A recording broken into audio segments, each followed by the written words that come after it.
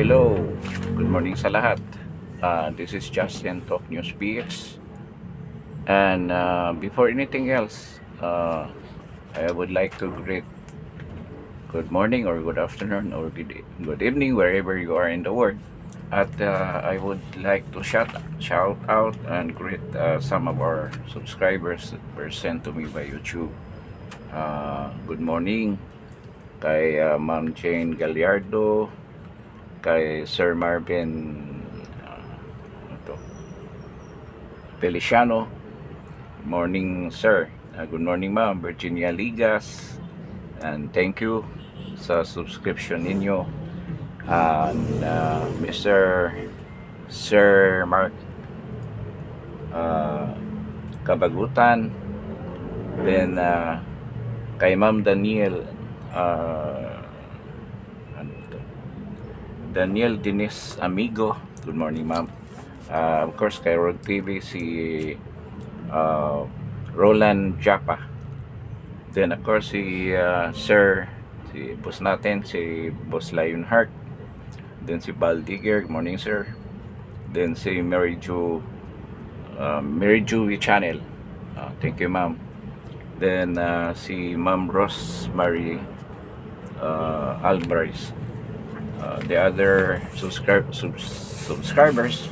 I have not yet received from YouTube. Those subscribers who have made their subscription public, kaya yun ang nasa akin ngayon. But every day I'll be shouting out, thanking you for patronizing this channel, Justin Talk News PH. And this morning we will be talking about the Chief Legal Counsel of PRRD that was chosen by BP Inday Sara. Yung mga tidbits lang ng information that we have received, yung personal information, then yung information we got from the wires, kung ano yung mga information na natatanggap natin. But I will be focusing doon sa statement niya kahapon, which is very crucial, yung statement ni Nick Kaufman. Sa hindi pa nakaalam, ito si Nicholas Kaufman, ang roots nito ay Israeli. He is an Israeli. So yun ang roots niya. Siguro nag-aral, I'm not sure, I have not read his biography kung saan ba siya galing, kung paano siya napunta ng Britain. But one of the clear reason na nagpunta sa Britain is to study. Maybe his parents, maybe dahil hindi ko nga ito na research, nag-migrate yung parents niya sa UK, then he studied on the minor schools muna, then later on sa Cambridge, the law school ng Cambridge, until he graduated in Cambridge as a lawyer. Ngayon, napakaganda ng niya, track record as a lawyer. Marami siyang dinipinsahan dyan sa ICC. Aside from the other cases na hinandle niya, yung pinaka-prominent na case lang na hinandle ni Nick Kaufman, yun ang binibigay nilang palayaw, Nick Kaufman. Isa dito, yung naalala ko, I made a review, hindi ko na makita yung mga previous na mga vlogs ko, kasi nagbablog din ako ng international events before, at na-cover ko itong nangyayari na si Kaufman ang nagiging defense lawyer. Ito si Jean-Pierre Bamba. Kung titingnan mo yung history, yan si Jean-Pierre, talagang dictator yan sa Congo. Democratic Republic of Congo. Talagang malupit yan. Malupit talaga siya. Kasi nagkaroon ng shall we say, civil war sa Congo. Oh. Parang offshoot ito doon sa nangyari din sa Angola. Ang yung kabilang side, ang humawak ng government is a socialist government na sinusuportahan ng Russia. So, yung nasa poder noon, ito naman sa side sa Congo. Ang Congo kasi is colony ng France before. Kaya yung mga tao dyan, mga French speaking, mga Francis ang salita dyan. Yan sa Brazzaville, mostly ano dyan, mga Francis ang yan ang resort city ng mga Francis before. Then meron ding halong Portuguese dyan sa territory na yan. Ngayon, mapapansin mo sa mga beaches niya, magaganda rin ang beaches nila. Mostly mga from Romania, mga ganun. Kasi may biyahe dati dyan ng Aeroflot dyan sa area na yan. Dyan sa nation na yan, sa bayan na yan. So, ito si Jennifer sa northern part ng Congo yan eh. Talagang malupit yan. Sabihin na natin, marami siyang krimeng ginawa. But despite all of that, dinipinsahan ni Nick Kaufman, unsuccessfully defended him. Dahil nga, kulang sa ebidensya yung ICC para siya ay makonvict. Yun ang nangyari kay Jennifer Bamba. Until now, medyo magulo pa rin yung Congo, but hindi katulad dati. Matindi talaga. Parang tribal war ang nangyayari dyan eh. Parang sa Central African Republic, yung si Morcom, parang ganun, Maxine Morcom. Tribal leader din yan, na yung ibang tribe talagang parang ethnic cleansing ang ginagawa. Parang ganun. Yan silang dalawa ay was defended by Nick Kaufman successfully through technicality. Na-convict na yan si sa Central African Republic. But dahil nga inapilan niya sa appellate court ng ICC, nabaliktad yung decision. Yun din ang masasabi natin, through technicality. Merong mga ginawa na pagkakamali yung nagdidimanda. Kulang sila sa ebidensya, kaya nabaliktad yung kaso niya. I'm not well informed doon sa asawa ni Gaddafi, si Aisa. Pero napawalang sala rin yan si Aisa Gaddafi. Hindi ko lang alam kung paano niya ginawa yon, but siya rin ang abogado dyan kay Aisa Gaddafi, wife ni Muammar Gaddafi. So yun ang history ni Nick Kaufman. Sa legal circles naman sa Europa, meron nung mga nagsasabi na talagang napakagaling niya ni Kaufman at siya ang gumagawa. There are cases na siguro kasama siya sa panel ng mga lawyers na yan na nagdidefensa or nagsasampa ng kaso.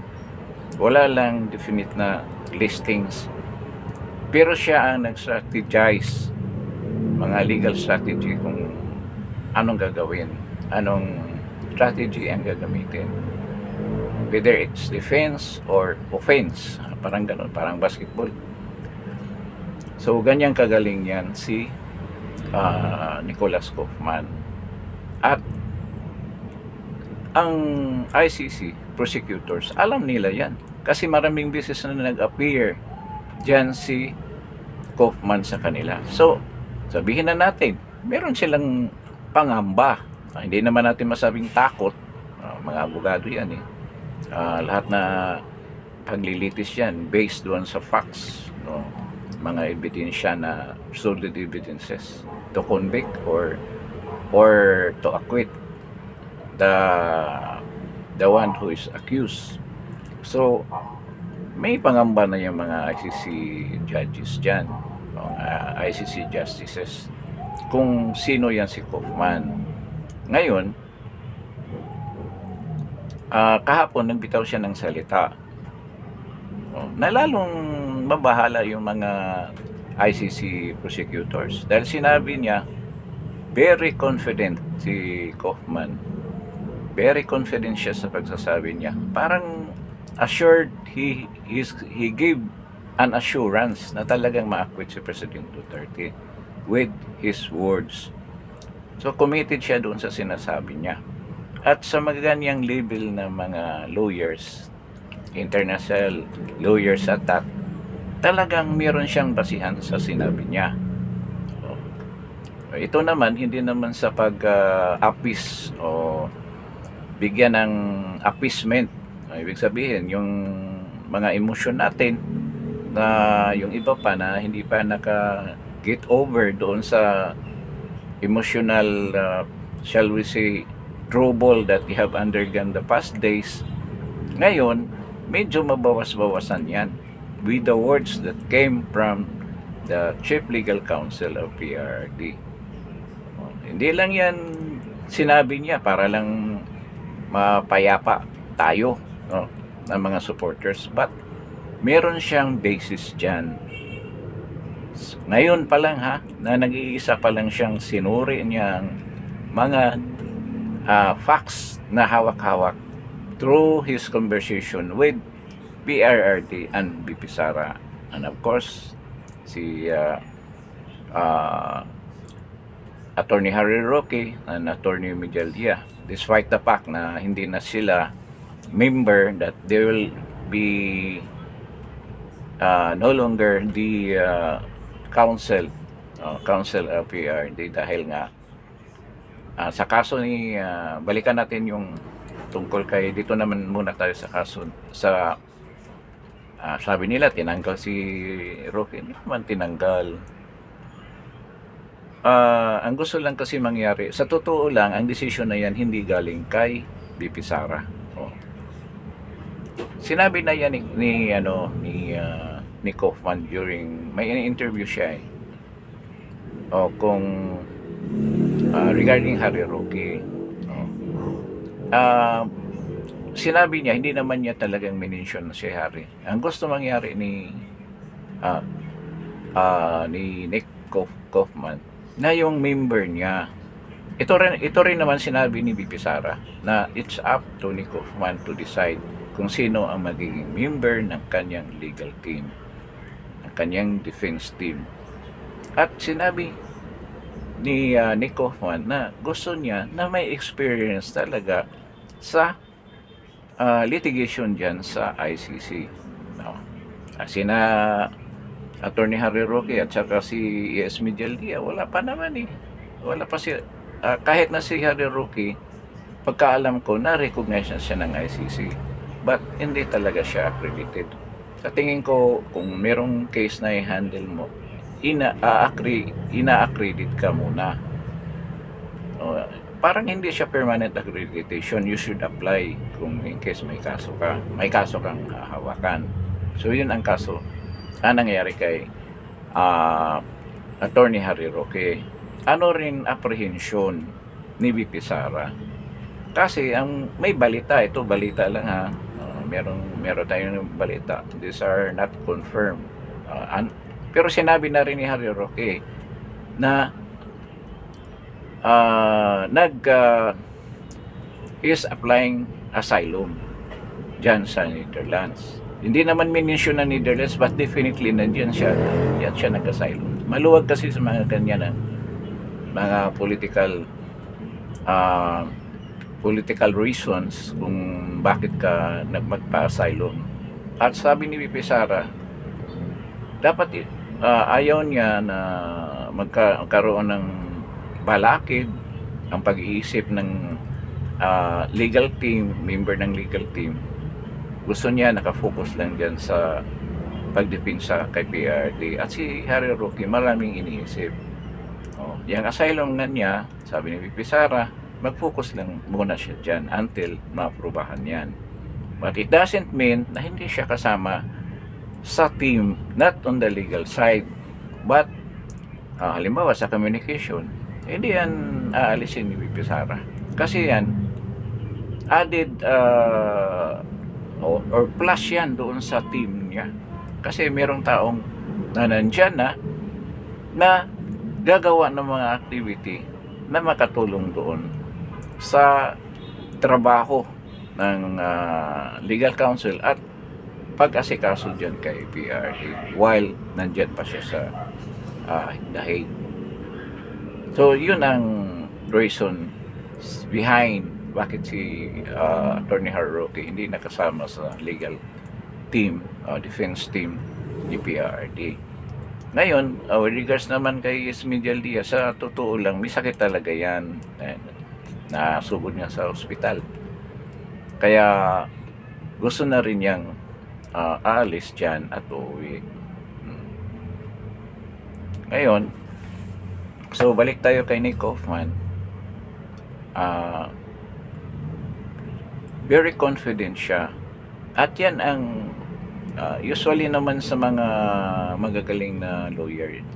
Talagang kailangan maniwala sila na mananalo sila sa kasong hinahawakan nila. Pero dito kay Nick Kaufman, this early, hindi pa nga nag-trial eh. O ano bang sinabi niya? Confident siya na ma-acquit si President Duterte at mapa-uwi ng maaga, no? At the soonest time possible, parang ganyan ang pahiwatig niya na mapawalang sala si President PRD. At sinabi pa niya yung reason dahil nga linabag ng nag-aaresto sa kanya ang kanyang rights as a suspect. Alam na natin, diniscuss na natin maraming beses na Article 59, ganyan dapat dalhin mo sa isang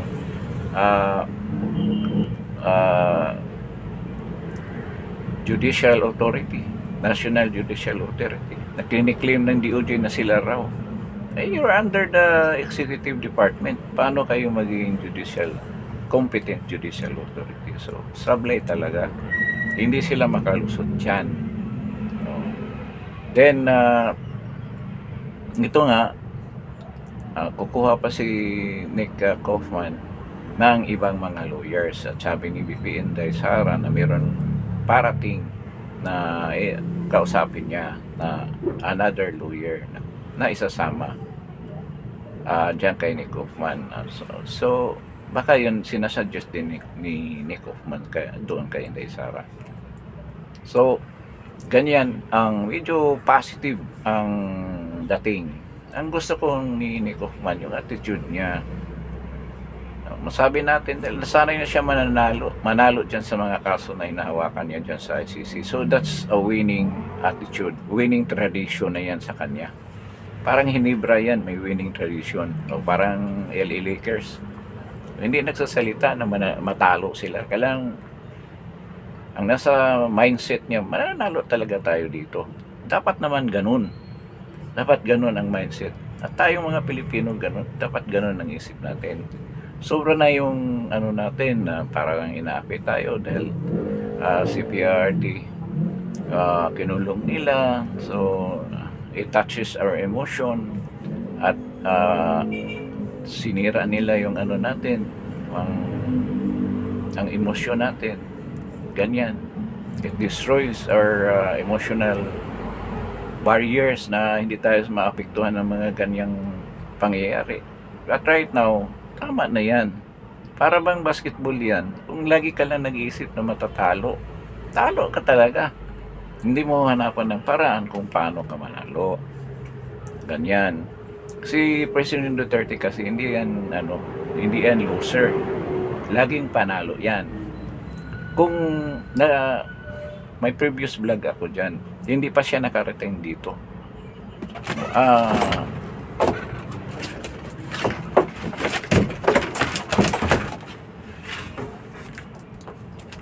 nagpunta na pala siya dito sa airport.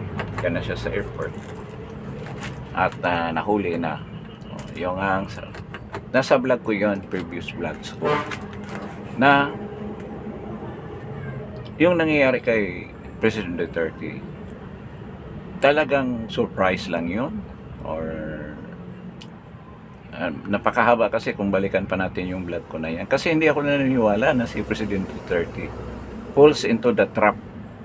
Talagang nagpunta siya sa trap na yun para buwagin yung trap na yan at kalabanin niya ng face to face. Ganyan ang ugali ni President Duterte. Hindi yan gagawa ng isang major na galaw kung wala siyang plano dyan. Di totoo yung mga sinabi ko, di ba? Doon sa kung you have visited that vlog, na sinabi ko na it's not coincidental or it's not by accident lang na si President Duterte ay nahuli ng tinanggap yung arrest warrant na yan. Talagang binalak talaga niya. Yung mga words nila, mga sinabi nila ni emotional masyado si Bongo. Alam mo, yung mga okay rin naman yan. Emotional tayo. Pero huwag na tayo madala dyan sa emosyon natin. Let's focus dito sa mga action na gagawin natin para kay PRD. So, balikan natin yung sinabi nga ni Senator Bongo na pinayuhan siya na huwag muna, ipaliban natin ng ito lang ha, gusto ko lang i-reviewin yung sinabi ko doon sa vlog na yon. Kasi yung iba talagang hinuli si President Duterte without ganyan, may injustice doon sa pangyayari. May injustice naman talaga. But pumunta siya sa dyan? Si President Duterte hindi ganyan. Ang galing niya sa strategy at kinagat nila yung strategiya na yan. Ano nangyayari ngayon? Nakita na ninyo. Tama ako sa sinabi ko. It's pure strategy para nga ito, nakuha na ni President Duterte ang suporta. Grabe ang suporta. Kung sinusuportahan siya doon sa mga maisugralis, ito siguro tenfolds ang suporta ng mga tao. Yung mga tao na hindi aware, ang daming maisugralis, ang daming yung pronouncement during the maisugralis na dapat naman sana noon pa natin pinansin, na hindi natin pinansin, pinabayaan ng mga tao. But nung nakita ng mga tao na there is may harm na darating kay President Duterte, talagang nag-react ang mga tao. Na si President Duterte na mismo ang naapektuhan. So yun ang main goal doon sa strategiya na yan. So ngayon, ano nangyari? Nasa dahig na siya. Ang mga tao, hindi pa lang, start pa lang ito doon sa resentment, anger, which will lead into something. Lagi kong sinasabi na this will lead into something. Sana naman na diretso na lang tayo. It will lead into a regime change. Kung sabi nila mahirap na magka-people power. Bakit mahirap? It's right na ng mga tao. Nasa enshrine na yan sa Constitution that we can make ng malaking pangyayari na yan, which is people power, para magpalit ng isang rehimen. Ginawa na yan sa people power 1. So yun nga yung sinabi ko ng strategiya na yan, nabuo ang mga tao, yung hindi pa gaanong sumasama dyan, alam nila na sympathize with President Duterte doon pa lang sa mga previous rallies. But right now, lahat buo na yan. Solid na ang suporta nila kay President Duterte with his arrest. At yan hindi na-foresee ng kampo ni BBM. Akala nila na once mawala sa equation si President Duterte, babagsak ang PDP Laban. Kasi doon sila natakot sa black voting eh. Dahil sa totoong mga service, talagang leading ang mga kandidato ni President Duterte. At kung magpatuloy yan, delikado sila. Mawala na yung plano nila na forever hawakan nila yung Pilipinas. Through Martin Romualdez, then to Sandro Marcos, then later on si Aimee siguro, or Aimee, or ganyan. So forever Marcos. Kaya ginagawa nila lahat ngayon. So ngayon, balik tayo sa strategy ni President Duterte.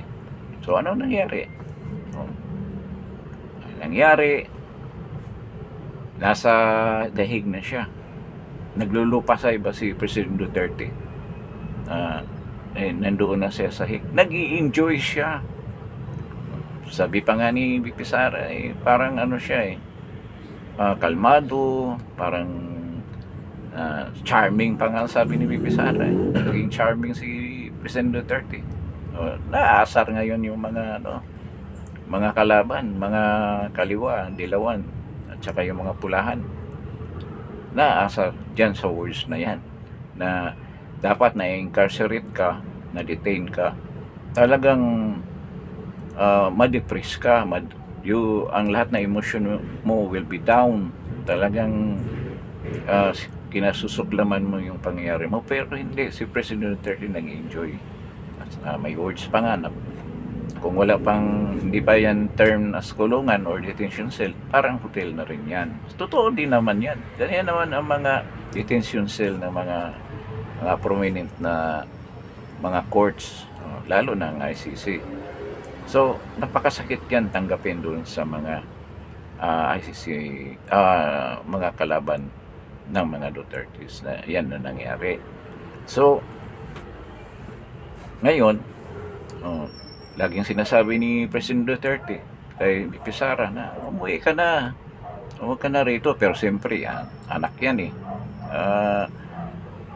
talagang ina-assure niya na maayos yung defense team muna bago siya uuwi dito. Na ito nagyakak naman yung mga mainstream media na dapat umuwi ka na, yung mga ibang congressman, umuwi ka na, perform your duty as a vice president.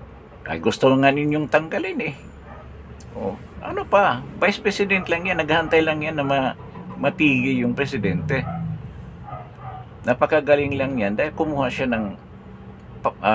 ng paraan para he will exceed doon sa kanyang responsibility as a vice president. Kaya gumawa siya ng marami mga projects dyan sa department niya na hindi naman niya dapat gagawin, diba?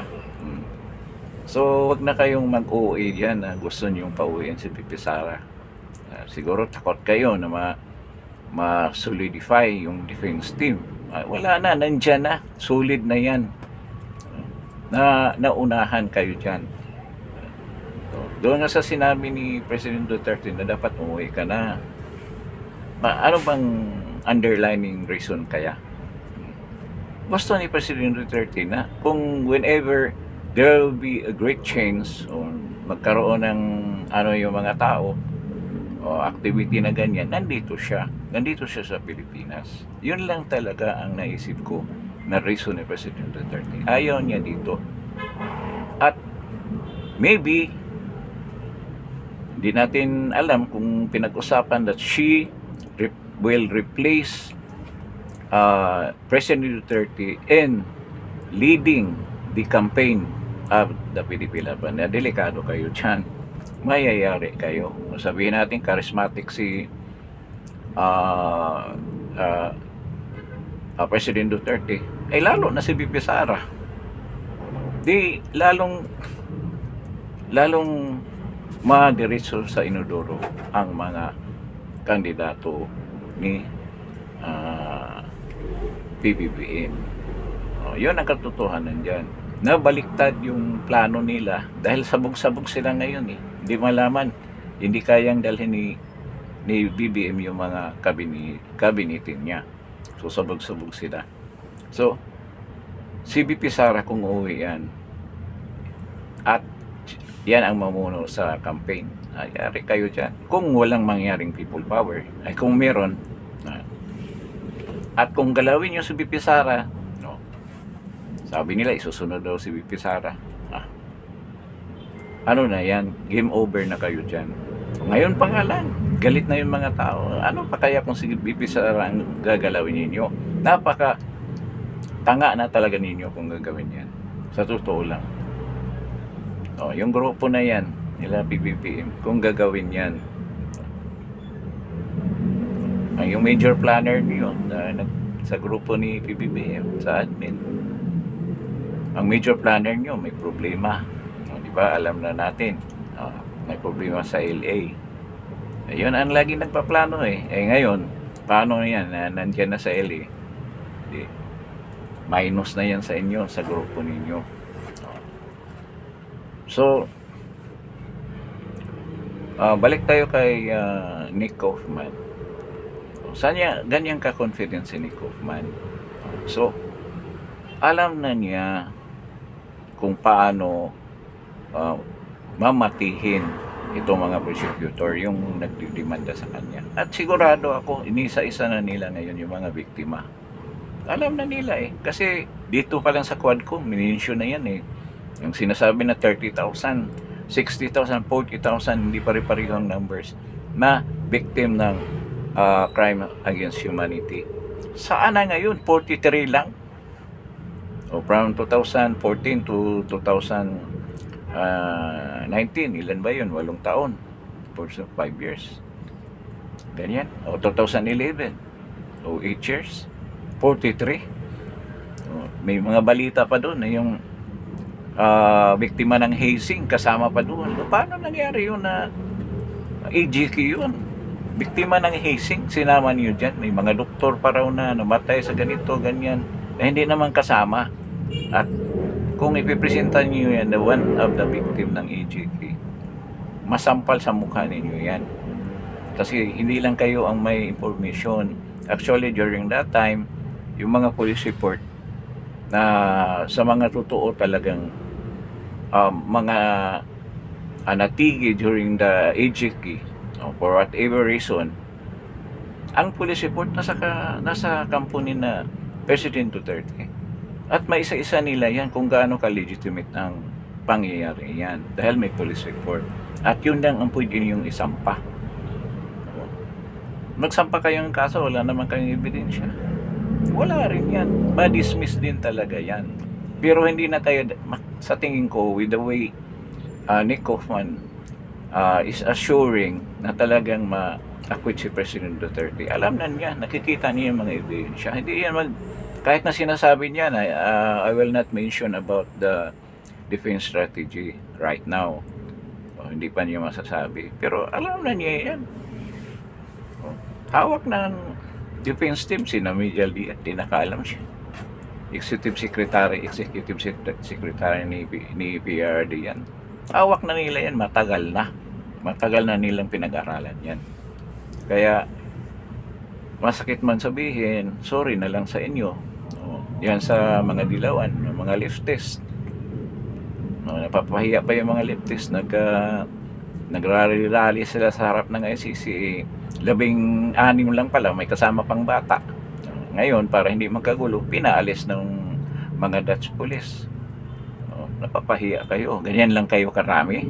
Pinagyayabang nyo. Ang nagparami sa inyo, ang ANI News, yung Tribune Express, mga ganong international media na bayad naman. Siguradong binabayaran yan. So, nakikita natin ang takbo. Kayo, kung masyadong emotionally affected na, tama na yan. Mananalo tayo dito. Ilagay sa isip nyo, mananalo tayo at lalaban tayo. At we should i-rely natin dito kay sa legal team, sa defense team. Napakagaling ng defense team natin. At nagpapahayag na siya. May winning attitude si Nick Kaufman. May winning tradition, laging nananalo, at may winning attitude. At parang sigurista rin siya Siguro hindi niya yan tinanggap kung wala talaga. Pero tinanggap naman niya yung mga convicted na dati na convicted na nabaliktad pa.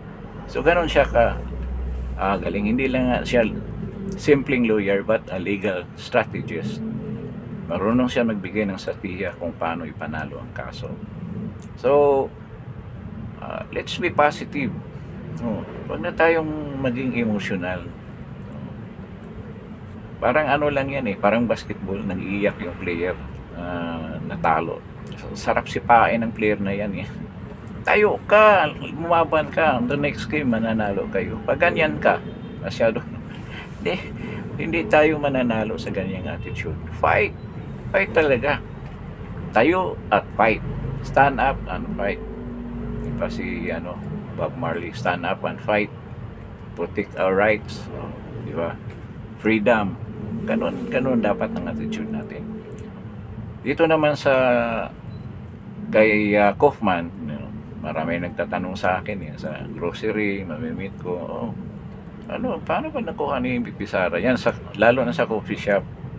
Kasi dito, may pinupuntahan ako dito sa lugar namin na multinational yung may inom ng kape. Kasi ito, meron yung sasabi, sir, saan ba yan? Yan sa Global. Yan ba yan sa Starbucks? Hindi. Hindi Starbucks, mga bagits lang napupunta dyan sa Starbucks. Actually, this is a Mediterranean coffee shop. Sabihin na natin, a mix of Moroccan, ganyan. Ang Morocco kasi, well known dyan sa masasarap na kape. Meron din dito.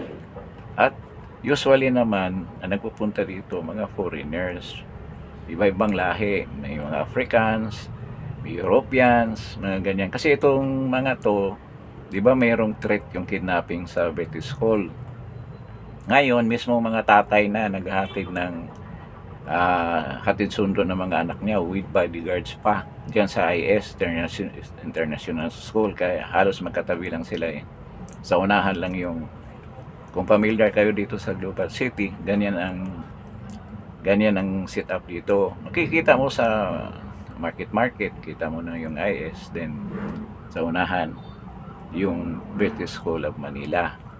Ngayon dito actually sa uptown ito, sa unahan yung dating national sa police, training ng police, wala na yun.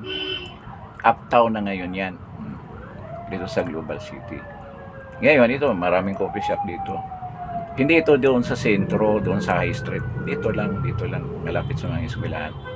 Kaya nga yung mga tatay habang naghantay ng anak nila, mga iba diplomat, mga negosyante, mga managers ng multinational companies, dito rin sa Global, yung iba umuo pa dyan sa Dasmariñas Village, maraming chismis na multinational chismis.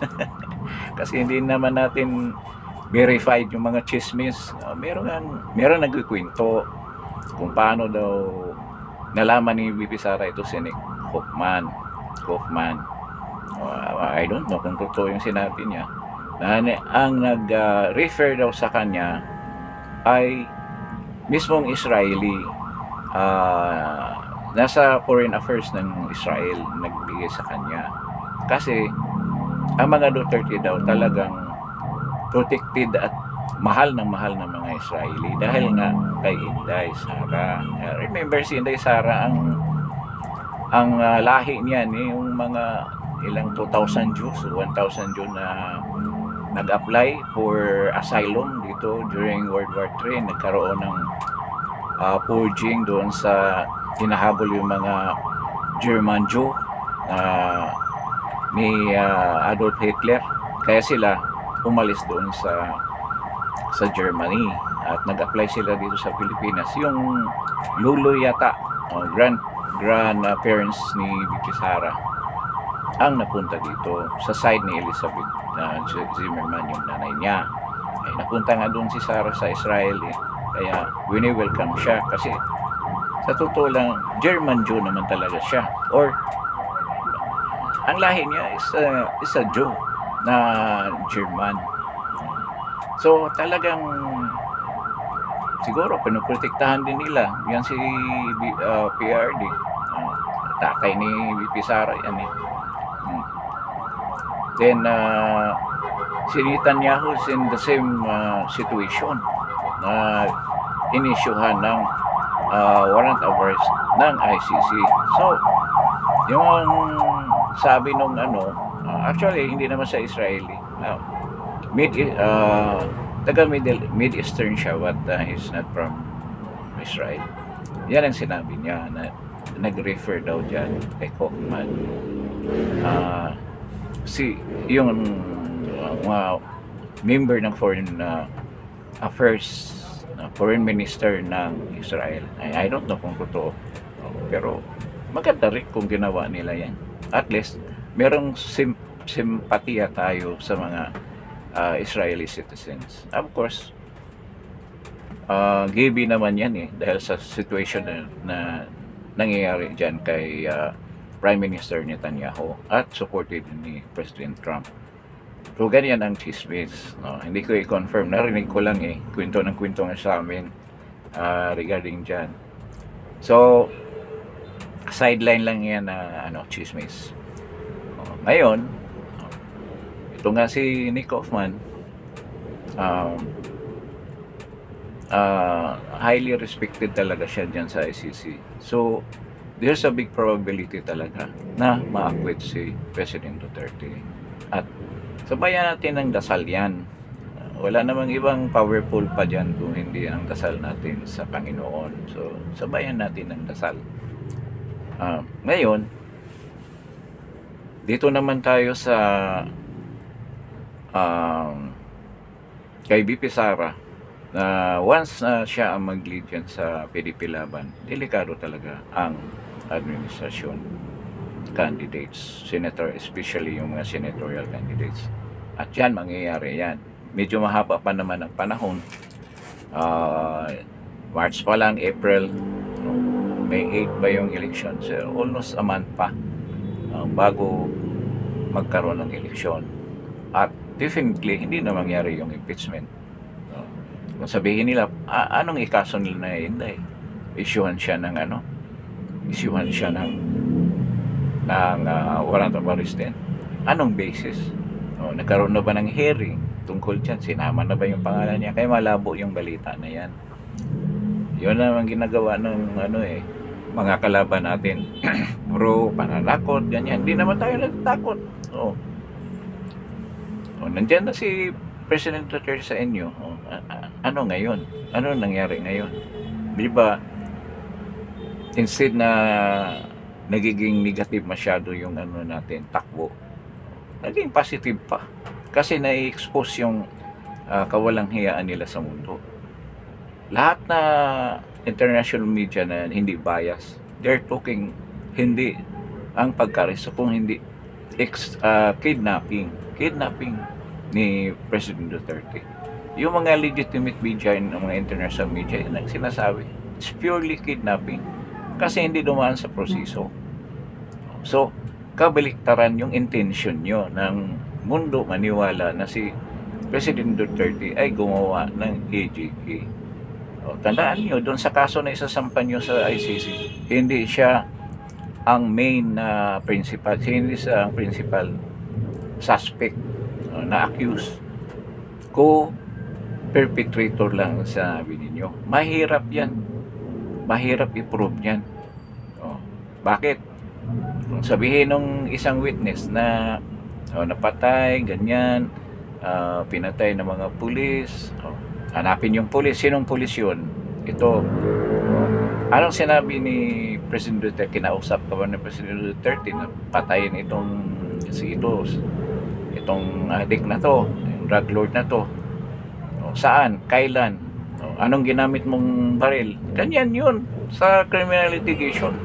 Hindi ka gusto. Kailangan tama ang lahat mong sasabihin.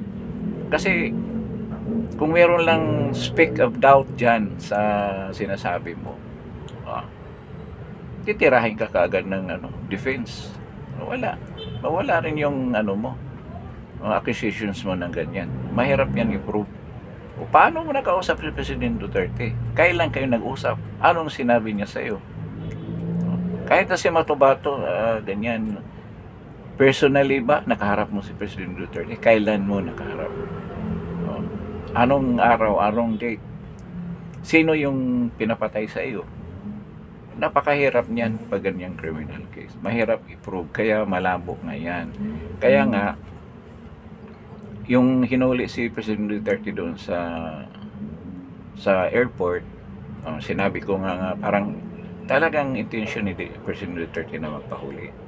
Nakita mo yan, nag-iipon siya ng ebidensya.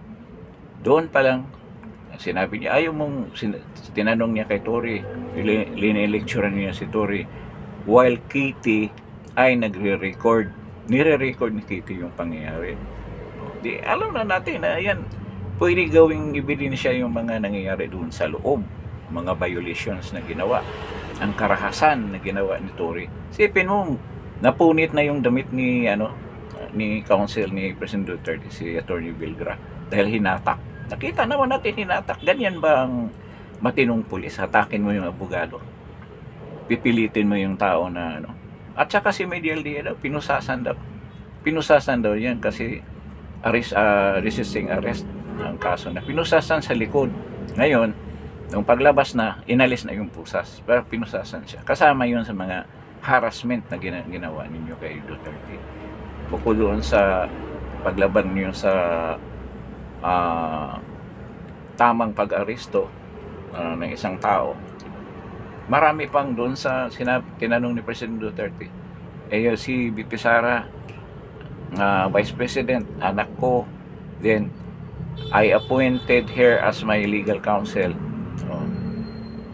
Papasukin ba pa? Hindi, Tory. Hindi raw niya papasukin kahit ganyan. Huli na siya, legal counsel yan, kahit papasukin, at anak niya yan at vice president pa ng bansa. Kung yan ipresenta doon sa hindi naman natin inunahan yung defense, pero malamang yan ang ipipresenta. Sa atin lang ito, opinion lang natin, di ba? Ano kaya kung yan ang ipresenta? At malamang yung mga video na yan ipipresenta rin yun ng defense. Tingnan mo, sabihin mo na walang harassment. Tingnan mo to, ano nangyari dyan. Ayaw, hindi daw niya ipipresenta yung legal counsel. Galing kay Tory na yan, kuha sa video. Wala na. Yari na kayo dyan. So, abangan natin. Kasi siguradong mag-file ng motion na gusto nila mag-hearing before September 23 na presentation of evidence na. Sana aprubahan niya ng aprubahan ng ICC yung request ng legal team. Ngayon piniprepare nila yon. At malamang hindi naman sigurado na magpa-file sila ng motion for a special hearing para dyan sa appeal nila na i-dismiss na dahil sa yung paglaban na sa karapatan ni President Duterte doon sa pag-aresto sa kanya. So yan ang abangan natin. So ito parang napakaganda na nangyari na si Nick Kaufman ang nakuha na legal counsel ni PRD. So kung mabuo na yan, we will be expecting Vice President Sara to come home. At ito, idea ko lang, once na sana darating si VP Sara sa airport, sasalubungin ng massive sana na tao na para bang victory party, para magulantang na naman yung mga kalaban, di ba? Kung sasalubungin ng maraming tao, parang victory party ang nangyari. Ngayon pa lang, yon ang preliminaries na victory salubong kay VP Sara. Yun mangyayari yan kung uuwi rin kung ma-bring home na natin si President Duterte. Di ba? Napaka massive siguro. Mammoth crowd siguro. Mammoth aggregation ng mga tao from all sectors para lang sumalubong dyan sa airport kay PPRD kung mangyayari yan. At ngayon, pauwi si VP Sara. Dapat mapakita din kung sino naman yung sina Vivian Viles, yung mga organizers natin na mga supporters with Sara. You try to organize ganyang activity at sigurado akong maraming sasalubong. dyan para magulantang na naman itong mga dilawan, ang mga leftist lalo na, at yung grupo ng mga bangag. So dapat yun ang gagawin pagdating ni Bibi Sara. Suggestion lang yan na maganda yan sa as a strategy na makukuha natin lalo ang sympathy at ang support ng mga Pilipino. So siguro hanggang dito na lang tayo. Medyo marami na tayong pinag-usapan. Then kung meron namang mga pangyayari on other events that is concerning with this matter, of course i-vlog din natin kaagad yan, i-broadcast natin dito sa Justin Talk News Feeds. But before anything else, before we end, nagpapasalamat ako dun sa mga bagong subscribers at doon naman sa mga gusto mag-subscribe sa channel na to, paki-subscribe na kaagad, kahit pa isa-isa lang, paki-subscribe na. Then after subscribing, press like, paki-like para naman kasi hindi pa tayo sa napakaliit pa kasi ng channel natin. Walang parang pa lang tayo, speak in the sky. Napakaliit pa lang na I'm desiring sana na lumaki yung channel natin para makatulong naman tayo dito sa adhikain natin na suportahan ang mga Duterte sa laban na ito. So I hope na you will subscribe, then you like, and paki-share naman nito kasi if you browse sa YouTube hindi mo makita ang Justin Talk News Feeds dahil napakaliit kong channel. So I hope na you will help me, you will help this channel na malaman din yung mga ideas natin, mga opinion with regards to this very delicate national issue na nangyari ngayon affecting our political life dito sa Pilipinas. And I hope we can make in small ways natin na makatulong tayo sa magandang adhikain ng ating Bibi Sara sa laban na ito dito sa pangyayari dito sa pag-incarcerate ni President Duterte sa dahil. So with this, maraming salamat sa inyong lahat. This is Justin Talk News Feeds at see you in my next broadcast. Maraming salamat po.